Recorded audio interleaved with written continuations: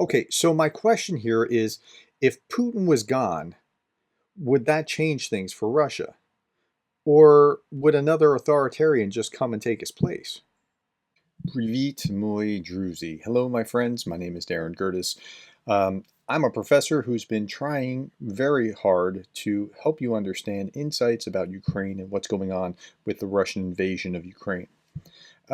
So I had this one video somewhat planned out, but because it wasn't fully baked in my own head, it shouldn't come out of the oven. But it's the appropriate time to take it out of the oven. And here's why. Actually, I had this about a week ago, so somewhere back here is when I would have had it. And other things got in the way. And I thought that it was necessary to talk about how long we should support Ukraine. That was important. And then we were talking about crowdsourcing a list of pro-Ukraine YouTubers. And I have a list of almost 200. Now, some of them I have to weed out the duplicates and things along those lines. And I'll make that public shortly. Then Medvedev talked about how Russia has never colonized, and I thought, that needs to be addressed because that's just an outright lie. Tucker Carlson put out that questionnaire to Republicans, and I talked about how much support there actually is by Republicans on Ukraine. There's only a couple over here that are actually like on the pro-Russian, or not even pro-Russian, but like let's not support Ukraine kind of side. But most of them actually turn out to be. And then yesterday we talked about how Russia would be renamed Muscovoy by Ukraine potentially, right? And what were the implications of that kind of thing? So what I'm about to talk about if Putin is gone, will Russia be different? It's a different question, and it got displaced. So here's what my thinking was. And before I get into my own thinking, I want to share with you some thinking because part of the reason that I'm doing this now is because yesterday I saw Anna from Ukraine talk about this, and I thought, wow, she's right on point. And let her introduce what I'm about to say. There is one phrase, one idea, one topic that irritates me greatly and is quite influential in global narratives, especially among the politicians and countries that want to be supporters or once were supporters of Russia. Now, let me stop there. There's a split in the world. Some countries, like Poland, the Baltic states, are all in backing Ukraine. Other countries are really kind of lackluster in their support. It's not full-throated. They really just want to go back to business as usual. And they talk about, we will support Ukraine, but they really, at any turn, want to talk about peace talks or give away land or whatever. There is a divide between punish Russia and make sure this doesn't happen again, and peace, peace, peace, peace, peace. And that's what we're talking about. And that is an idea that it is not Russian war, it is Putin's war. If you read the speeches of Russian oppositioners, starting from Navalny, if you read many interviews and speeches of different global politicians, and surprisingly, news of many universities, even in the United States, because they want to be super liberal, and it's not okay in times of very black and white war.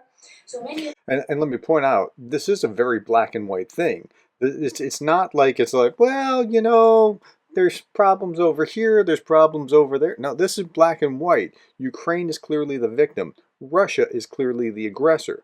Now, she's going to go on and make a broader point about how it's not just Putin, and that's my theme here. If Putin is gone, then what will happen with Russia? Let her talk a little bit more. Many of them try to introduce this idea that this is one person's war, Putin's war, not Russia's war, and they already describe Russians as victims of Putin's regime.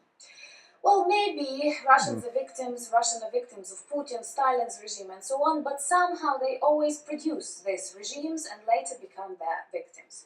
Moreover, now, that's a really, really interesting point that Anna's makes. Somehow they keep producing these regimes. So there's something in the culture, and that's kind of what I want to address. So what she just said was really profound. It's not just the leader, although the Russian people are so mentally beaten down and apolitical that they can't seem to realize the black and white that she was talking about. Would anything change if Putin happened to be in an untimely accident in a hotel room? I'm not sure that it would. Now, here's what I'm saying. There's something culturally there. And again, this idea is not fully baked. It shouldn't come out of the oven yet. I was hesitating on bringing this forward until the timing was just right. Um, if you want a better perspective of this, Anna has a better perspective than I do. She's a Ukrainian. Vlad has a better perspective than I do. He's of Russian origin. Konstantin has a better perspective than I do. But here's my take. And here's what got me started. I started reading a book called Russia, The Story of War by Gregory Carlton. I'm not done with the book yet, and I hesitate to talk about the book that I'm not done with because, maybe in the last chapter it's terrible. So I don't know. But he talked about this. Every nation has a personality. Like this, I think that's true. Every individual has a personality. As a professor, I know that every class has a personality, and it's different, right? Nations too have a personality. The United States has a personality that prizes liberty, whether it's the Pilgrims trying to have religious freedom or 1776, don't tread on me. They really thought that, Britain was trying to enslave them by taking away the rights of Englishmen that they had historically enjoyed for hundreds of years since they had landed as colonists. Um, there's something to that in the American psyche and the American culture. Same thing with Russia. Russia has its own distinct cultural personality. Now, war is essential to the Russian personality.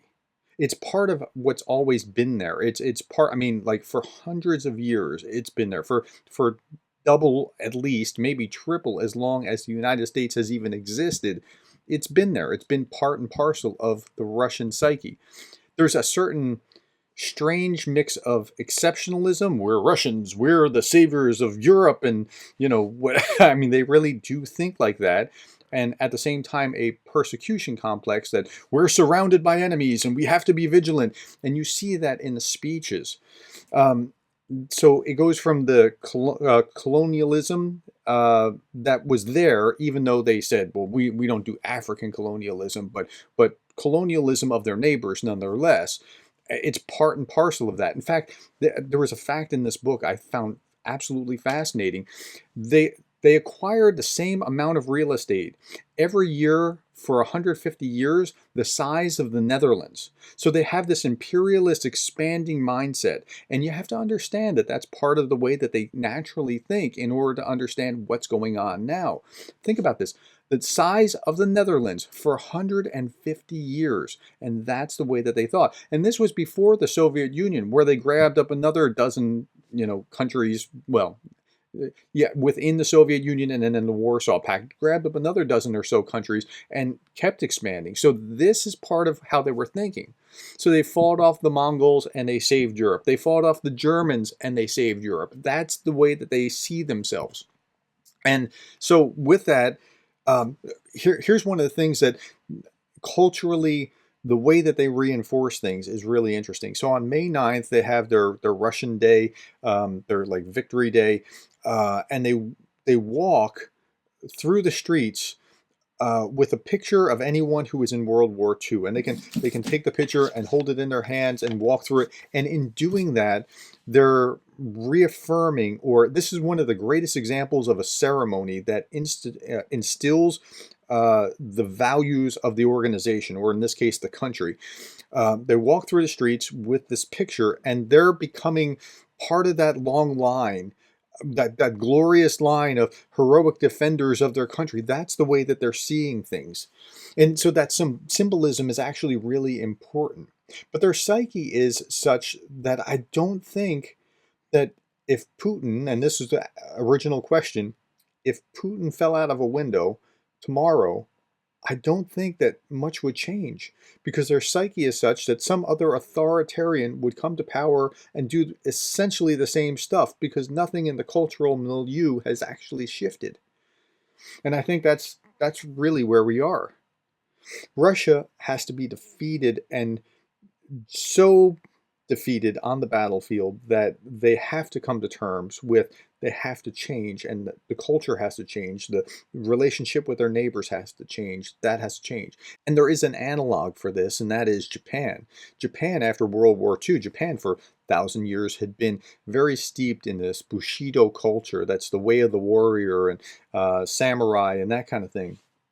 And it was only after World War II, when they were utterly defeated, when they finally relented and had a foreign entity come in and temper their culture to the degree that that wasn't going to be an acceptable way of doing things anymore.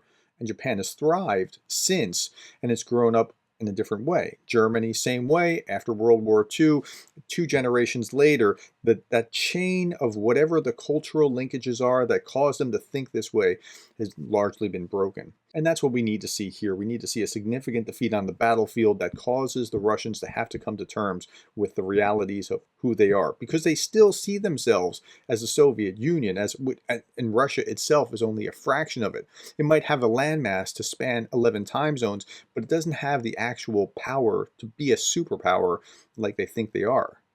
So that's my assessment here. I think Anna's right. It is Russia's war, not Putin's war.